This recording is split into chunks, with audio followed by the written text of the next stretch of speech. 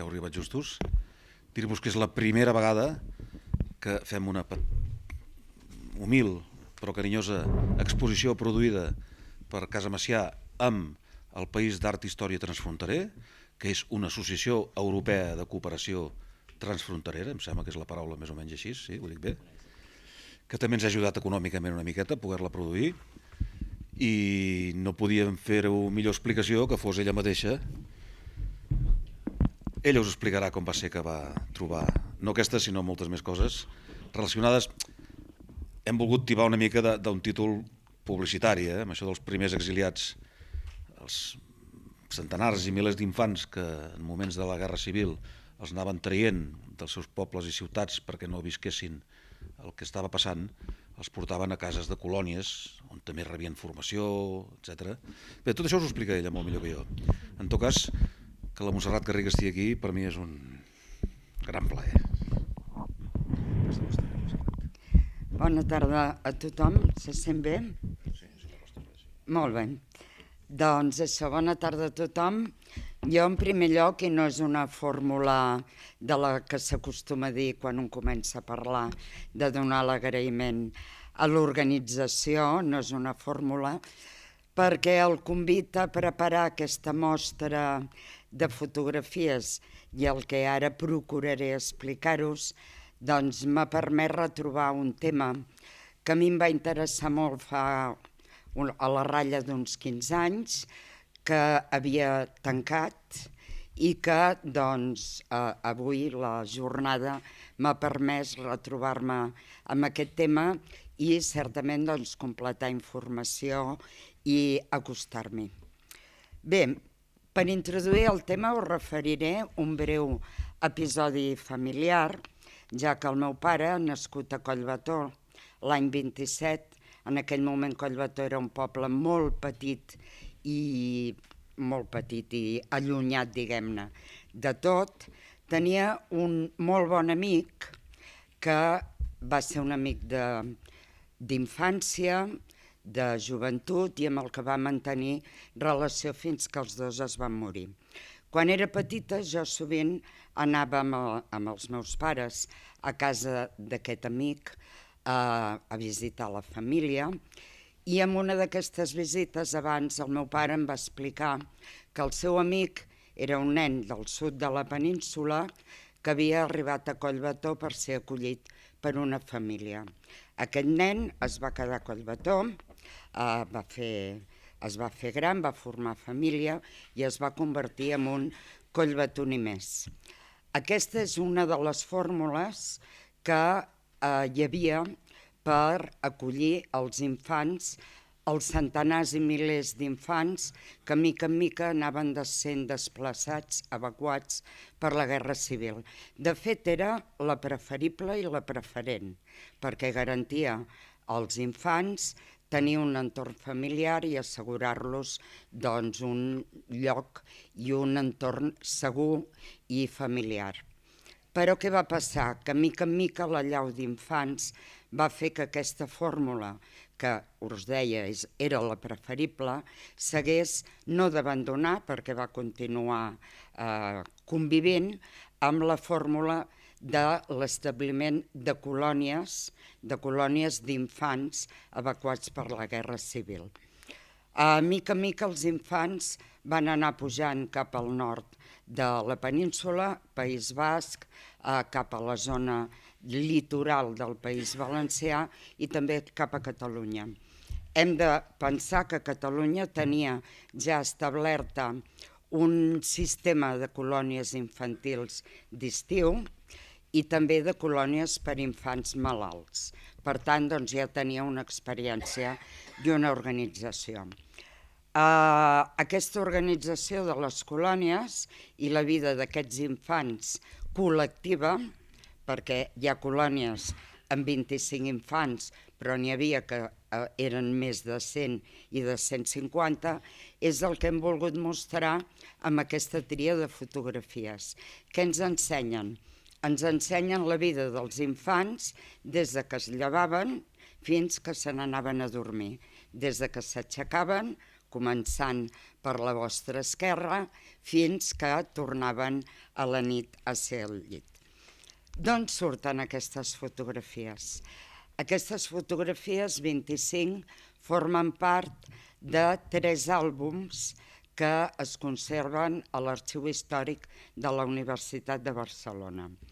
Dels 3 àlbums, 2 formen una unitat que té el títol de Colònies en França, i per això era també d'interès presentar-ho avui, i en canvi el tercer àlbum té el títol de Colònies en el extranjero. De fet, per això, les fotografies que hi ha en aquest tercer àlbum són, excepte una, que és d'una colònia instal·lada a Copenhague, les fotografies són les mateixes que dels 2 primers àlbums, però jo crec que responen l'organització dels àlbums a 2 objectius diferents, com si els destinataris fossin diferents organismes, per exemple. Bé, aquests 3 àlbums, cada un consta de 24 fulls de cartolina en els que hi ha enganxats 1 o 2 fotografies verticals o horitzontals, com podeu veure, de 13x18 i, evidentment, en blanc i negre. Els fotògrafs desconeixem qui són, perquè, excepte 4, no hi ha cap referència d'autoria. D'aquestes 4, curiosament, és de la colònia instal·lada a Perpinyà, i que mostren una a les habitacions, l'habitació, el menjador, el gimnàs i una aula d'estudi, que és just la que teniu aquí a la punta de la vostra esquerra. Aquestes 4 fotografies porten un segell sec, estampat al darrere, que diu Foto Chauvin, que és un estudi important de Perpinyà, que a més es coneix perquè va deixar documentada la retirada republicana i també la vida als camps de concentració. Vull dir que està bé que sigui doncs, de Perpinyà. Bé, us deia que l'exposició que hem titulat, com deia en Lluís, Mainatges, els primers exiliats, si no els primers sí que per edat, les colònies d'infants evacuats, 1937-1939, com us deia, el que hem volgut és mostrar la vida quotidiana dels nens i nenes en aquestes instal·lacions de colònies que s'anomenaven, en la que hi podia haver infants d'una mateixa franja d'edat o bé infants de diferents edats. A partir de 1936, diversos organismes van començar a organitzar colònies per infants. Podem trobar partits polítics, sindicats, entitats culturals, pedagògiques, empreses privades, també brigades internacionals, que creen colònies cadascú amb la seva organització i pràcticament sense nexe en comú. Aquest fet va provocar a l'any 1936 una certa desinformació, sobretot pel que fa al cens dels infants, perquè hem de tenir en compte que calia saber on estaven els nens i les nenes que, o bé perquè eren orfes, o bé perquè les famílies les entregaven a l'organització on eren aquests nens, entre d'altres coses, per si la família mai els tornava a reclamar. Com us deia, alguns dels nens eren orfes, però d'altres no, sinó que eren entregats amb permís familiar, patern, a l'organització i, com deia Teresa Pàmies, que és la frase que hi ha en el plafó primer de crèdits, els entregaven amb voluntat pròpia, però ella ens diu que la família, els pares, la mare, els germans, no els veurien créixer i això és dramàtic. Dramàtic per les famílies, la pare, la mare, els germans, els avis, i dramàtic pels mateixos infants.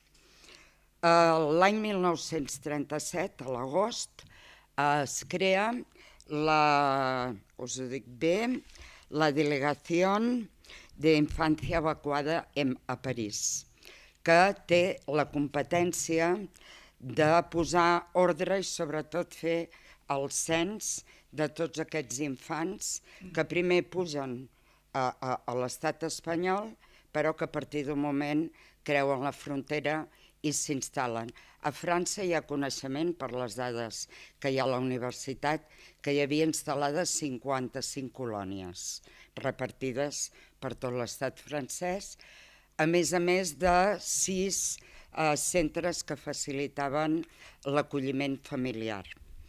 El mateix any 1937, a Madrid es crea el Consejo Nacional de la Infancia Evacuada, que depenia de la Direcció General de Primera Instància, que té la competència de l'equipament, l'organització de cursos, gràcies, de formació pel personal, també té competència a les activitats no docents, tota la contractació de personal pedagògic i personal auxiliar, que ara us explicaré, i per exemple, al setembre del mateix any, el Ministeri crea una convocatòria de 500 places per personal que tingui aquestes colònies, mestres sense plaça, estudiants de magisteri, estudiants de batxillerat o bé persones en formació professional i també a qualsevol persona entre 18 i 45 anys amb un cert nivell cultural que tingui ganes d'afegir-se al projecte. Què hi havia a les colònies? L'organització de colònies, que us asseguro que estava molt organitzada, pensada i molt pautada, és a dir, que va representar un gran esforç d'organització. S'organitzaven a partir d'un nombre aproximat de 25 infants que eren atesos per un mestre o una mestra, home o dona, per un auxiliar docent i que tenien l'assistència d'una cuinera i una bugadera, que sovint el personal auxiliar provenia de la zona o de la població on estava instal·lada la colònia. També es procurava que si el mestre era un home, l'auxiliar docent fos una dona, és a dir, que tinguessin la referència d'home-dona com en aquell moment la tenien els nuclis familiars. A partir d'aquest nombre aproximat de 25, quan s'augmenta el nombre d'infants, evidentment s'augmenta el nombre en proporció al nombre de mestres, que algun d'ells pot passar a la categoria de director, per entendre'ns, i a tot el personal auxiliar de cuines, bugaderia, planxa, etc.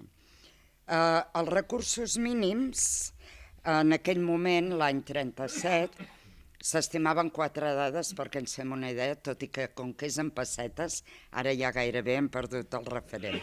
Però bueno, els que som més grans encara atrapem a fer el canvi. Els recursos mínims, us deies, eren aproximadament de 10.300 pessetes. Hi havia una quantitat fixada per cada persona que estava a la colònia, que era de 3 pessetes i mitja pel seu menjar, etc. I això representava per uns 25 nens una quantitat aproximada de 3.000 pessetes, perquè el menjar, materials, eixugar, etc., s'hi afegia la despesa de llum, aigua, carbó, telèfon, etc. Sí, perdó, em vaig tirant enrere. Com s'organitzaven econòmicament, que és un tema molt interessant i que la documentació que complementa aquests 3 àlbums fotogràfics està molt, o sigui, es veu d'una manera molt clara. El Ministeri entregava a la bestreta aquesta quantitat segons el nombre d'infants de cada centre. Cada director o directora administrava aquesta quantitat, comprant tot el que necessitaven d'alimentació, calefacció, etc. Els comerços diguem-ne, ara en diríem de proximitat, és a dir, de la població o de la població més propera on estava la colònia, i mensualment la persona responsable d'aquesta colònia feia una liquidació paperet per paperet, és a dir, el que ara serien els tiquets o factures nostres, ho liquidava el Ministeri. Això vol dir que només a la universitat, que hi ha liquidacions d'algunes dels centenars de colònies, podem saber què menjaven, com es vestien, quins materials tenien, quins materials de jocs, joguines tenien, etc. Tot aquest material està per treballar i per explorar. I convido a qui sigui a TFGs, treballs de finals de màsters, tesis doctorals, perquè és un material, una informació que està per estudiar. Anem avançant. El Ministeri proveïa a cada centre també una cosa que no us he comentat, on estaven instal·lades aquestes colònies. A qualsevol tipus d'edifici amb capacitat suficient pel nombre d'infants que estigués buit, bé per embargament o bé per abandonament. I hi ha de tot, hi ha hotels, asils, internats, castells, mansions, de tot. Alguns amb nuclis de població i d'altres més allunyats d'una població concreta. Com us deia, el Ministeri, per obrir una colònia, el Ministeri l'equipava de tot. Penseu que era com si féssim ara una família de 25 persones i l'haguéssim d'equipar de zero. Des dels fregalls, als raspalls de dents, a les joguines, als llibres escolars, als llapis, als matalassos, és a dir, tot el que podien necessitar. Una altra cosa interessant també, es procurava, i això ho he deduït per les liquidacions de despeses, que em va sorprendre al primer moment que me les anava mirant, que apareixien despeses per la compra de gerros de flors i d'altres elements decoratius. Jo pensava, una de les coses que es procurava és que aquestes colònies fossin alegres, acollidores, evidentment netes, impecables. Una altra cosa és la realitat del dia a dia que cada una tenia, però que sí que fossin alegres i acollidores. Per exemple, sabem que tenien cobrellits de colors, tovallons de colors, és a dir, una mica perquè fos agradable viure en aquests centres lluny del nucli familiar. Relacionat amb les despeses d'alimentació, es va establir el que en deien una ració tipus, que era els infants de 0 a 1 anys necessiten aquests aliments, els de 1 a 3 aquest altre, de 3 a 10 tenien una altra pauta d'alimentació, els, diguem-ne, adolescents una altra, així anar pujant, i els majors de 51 anys, que podia ser el personal docent o el personal auxiliar. Tots ells rebien, els nens, ensenyament a les aules que seguien els plans d'estudi marcats pel Ministeri d'Instrucció Pública segons cada edat. Evidentment tenien llibres de text, llibres de lectura, etc. A part d'això, i la mostra ens ho explica, els nens, farem així un repàs molt ràpid, mira, ja aprofito i repasso que aquí em vaig apuntar l'horari aproximat. Anem mirant el temps també, que no em surti de... exacte, del temps, un model d'horari d'una colònia estàndard seria cap a les 7 del matí llevar-se, cap a entre 7 i quarts de 8 aixecar-se, és a dir, una estona per fer la mandra al llit o a l'habitació. Tenim una fotografia amb els nens. Després, quan pugueu donar la volta, veureu la jornada completa amb els nens al llit parlant. Després venia el temps de la higiene de cada matí, rentar-se la cara, les dents, vestir-se, fer gimnàstica, amb una fotografia que per mi és preciosa, que és un grup de nens pràcticament en pantalons curts, fent amb els braços estirats, i una altra en una plaça d'una població, que ara no em voldria equivocar, però crec que és Baiona, amb un nombre molt elevat de nens ja de grandets, de nens i nenes. A quarts de 9 esmorzaven, de 9 a 12 feien classe a les aules, als llocs habilitats com aules, de 12 a quarts d'1 hi havia l'estona de rentar-se les mans, etc., anar a recollir el tovalló, després venia l'hora de dinar, i de quarts de 2 a 3 hi havia un temps de descans.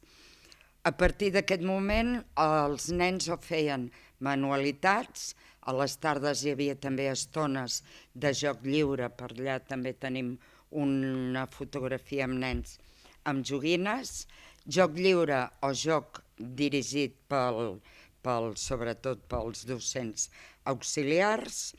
A partir de quarts de 7 fins a les 8, això és aproximat, tot, hi havia l'estona de llegir, conversar, cantar, ballar. Hi ha una imatge també d'una rotllana de nenes ballant. A quarts de 9 anaven a sopar i entre 9 i quarts de 10 aproximadament, doncs després de hissar la bandera, l'última fotografia és el retorn al llit, que hi ha fotografies de nenes llegint al llit, i més o menys aproximadament aquesta era una jornada que és el que ens expliquen les 24 fotografies. Tot això hem de pensar, insisteixo, que respon a una planificació i organització molt acurada. Tant les colònies instal·lades a l'estat espanyol com, a més, totes les colònies instal·lades a Europa, sobretot a l'estat francès. Què més us volia explicar? Sí.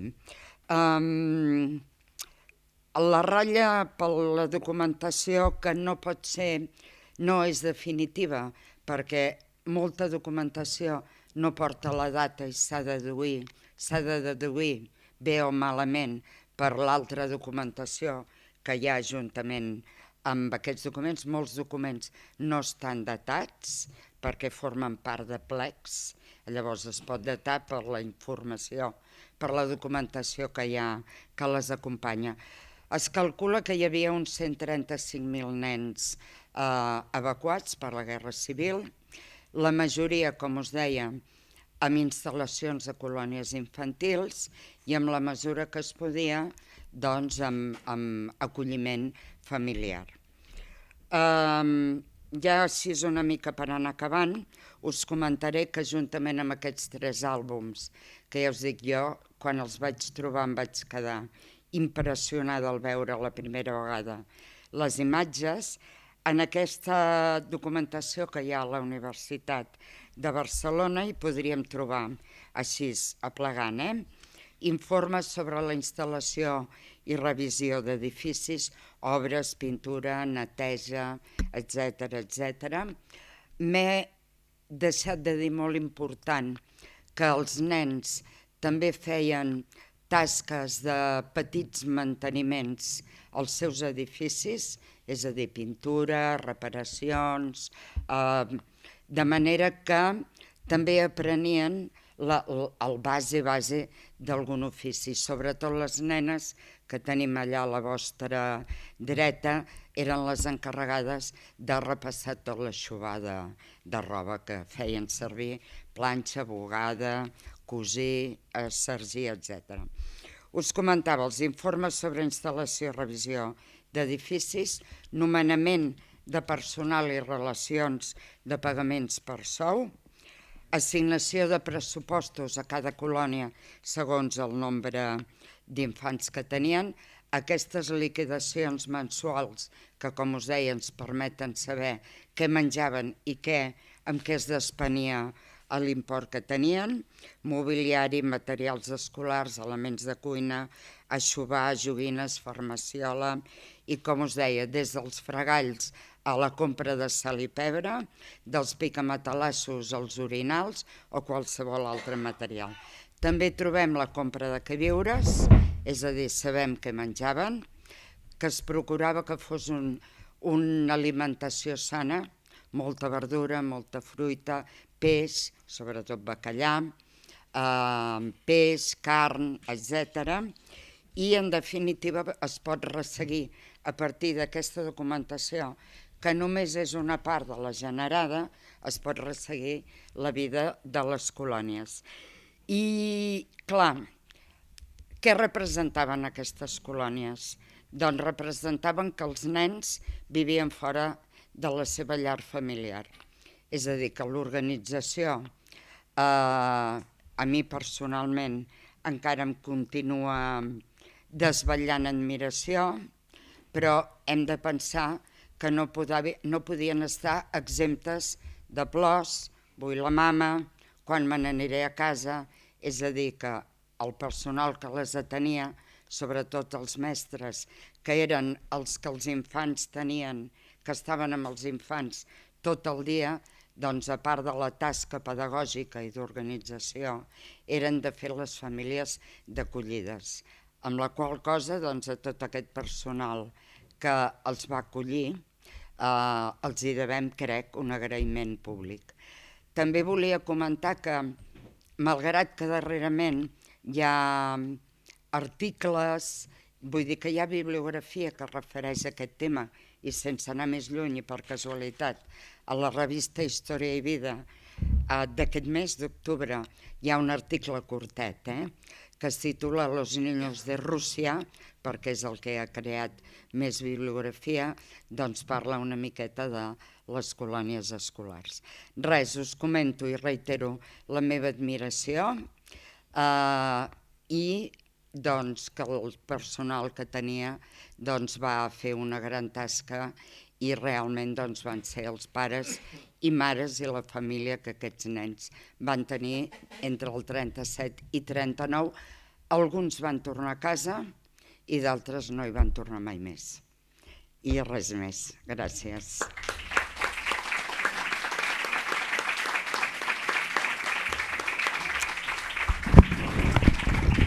Deixeu-me comprometre que us enviarem per correu electrònic a tots els inscrits i assistents 2 enllaços d'una pàgina web, vaja, en definitiva, de la universitat, on podreu veure tot, no aquestes fotografies, sinó tot el fons fotogràfic i de tota la documentació que hi ha digitalitzada. No ho volíem fer-ho abans perquè si no, no haguéssiu vingut avui aquí. Queda clar, ara ja heu vingut, heu guanyat el poder consultar tot això a les hores lliures que teniu. Moltes gràcies, Montserrat. vosaltres. Emocionant.